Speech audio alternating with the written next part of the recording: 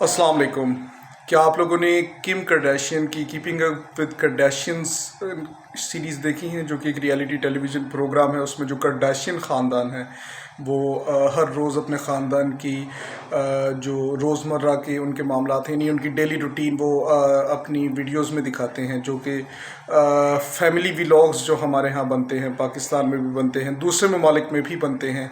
ये जो family vlogs का जो कल्चर आम हो रहा है, ये जो आदत आम हो रही है, ये कहीं ना कहीं ये लोग वहीं से मुतासिर हैं।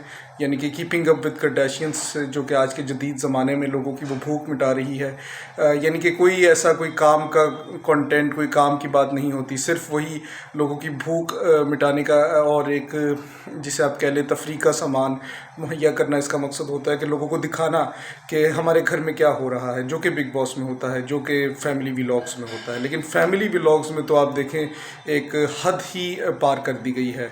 मतलब आप जो है, मैं कुछ मेरे अल्फाज के लिए मैं माज़रत चाहता हूँ, लेकिन मुझे नहीं लगता, मतलब बैतुल खला में जो कुछ होता है उसकी पूरी एक एक तफसील बता के और वहाँ से लेकर रात सोने के एक एक खराटे तक एक एक चीज़ बताई जाती है। अब आप मुझे बताएं इसमें काम का सीखने का क्या है, जो लोग देखते हैं फैमिली व्लॉग शौक से, या और इन व्लॉगर्स को आप व्यूज़ देकर करोड़पति बना रहे हैं। तो आप मुझे ये बताएं कि ये फैमिली व्लॉग्स आपको क्या फ़ायदा दे रहे हैं।